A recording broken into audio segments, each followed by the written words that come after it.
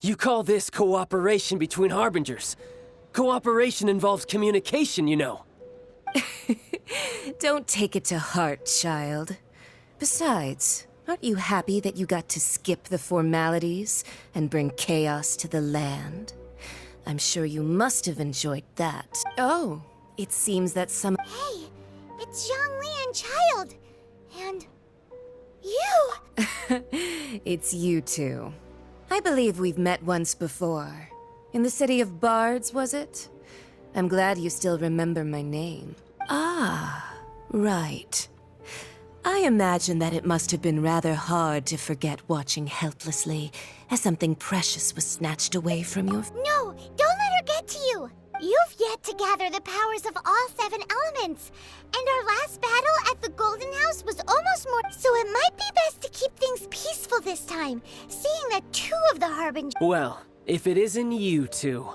This is our first time seeing each other since Liyue was nearly wiped off the map. This is certainly a bit— Paimon knew that we should never have trusted a Fatui Harbinger. Oh, now don't say that. Sure, I may have misled you, but I never had anything against you personally. Besides, I thought we were getting along quite well together, didn't you? Nothing personal. We just have different views, that's all. Of course, you may very well hold this against me, but that's up to you. The real deceivers here are Senora and Zhongli. Curse them for leading me on. So actually, I think— Stop wasting time, child. There'll be plenty of time to chat once I'm through here. You remember the agreement, Morax. Now, if you would be so kind. The Gnosis. What in the world are you talking about? The contract is fulfilled. That which thou seeketh is now bestowed unto thee. For my promise is solid as stone.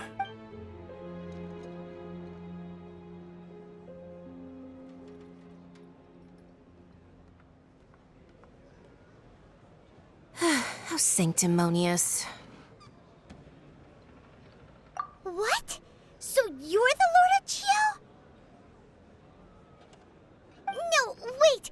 That's an exciting twist and all, but why give the Gnosis to the— I do not give it for free. I give it as agreed upon in the contract, for it is a matter solely between the Tsaritsa and I. Yeah, you don't think you went a little bit too far with that whole fake death thing? Everyone was preparing the ceremony for you, and splat! This big dragon falls out of the sky, and all of Liyue goes into— Gathering all the forces that had been bubbling behind the scenes, and then stirring them together in a pot that was bound to boil over. That's what he wanted to see, am I right? Wait, what? Perhaps it's best that I explain. As you know, I've dwelt upon this world for more than 6,000 years. It is now 3,700 years ago that I founded Liyue together with the Adepti. Even boulders that can withstand whirlpools will erode with the passing of time. I kept convincing myself that cracks had not begun to form, and that the end of my time had not yet come, until one drizzly day. As I was strolling along the harbor, I heard a merchant tell one of his workers, "You finished your duties.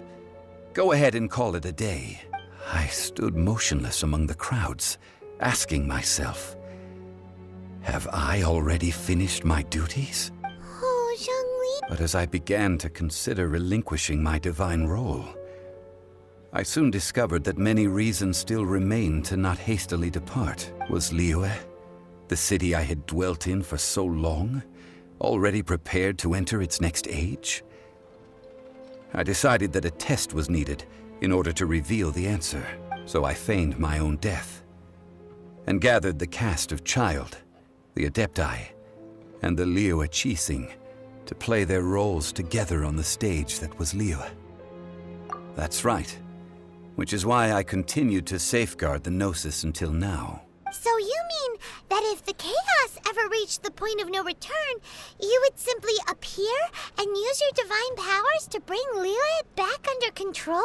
Of course. And it would have been all too easy for him to. Just as a child quickly matures after losing their parents, so has Liyue matured when faced with the death of its deity. In the end, the resolution to all that has transpired was even more satisfactory than I could have hoped for. Take the Adepti, for instance. Owing to their years of seclusion, they were the least informed. Yet when faced with a crisis, they commendably showed the greatest amount of restraint possible. Not only did they manage to cooperate with the Qixing, but in the end, they even made efforts to understand the hearts of the people. Credit is also due to Signora, the emissary dispatched by the Cryo-Archon to fulfill our contract. At my request, she kept everything she knew in strict confidence. This despite the eavesdropping ears of her colleague, Child. This meant I could remain as Zhongli, even having the chance to fulfill the age-old traditions of Liyue in this mortal form. Thank you for joining me on this journey, Traveler. All of these things turned out as I had planned. There is only one thing that I had not anticipated, and that was the conduct of the Liyue Qixing. I had expected them to do no more than the Adepti, to come to the defense of Liyue. But when all was said and done, they seized the opportunity to supplant Liyue as divine protectors, and used the subsequent power vacuum left by my death to quickly gain complete control of Liyue. Huh? On the contrary, I think it is excellent. I had always feared that it was too soon for them to take over from me, and it was also that which I longed for the most. As such, this is the best parting gift anyone could have given this god of old. Hey, what about me? Doesn't anyone feel the least bit of remorse for deceiving me? You've practically kept me in the dark. I think that thanks would be more appropriate.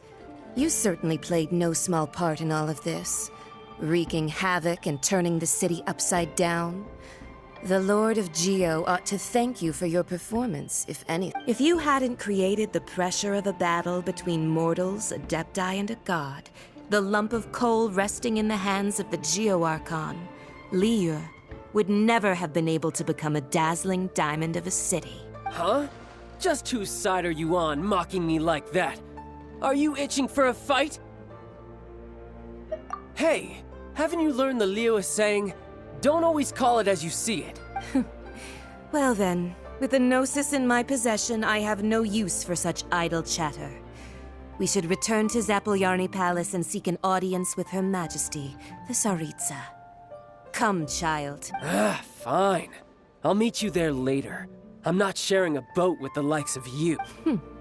Do as you wish.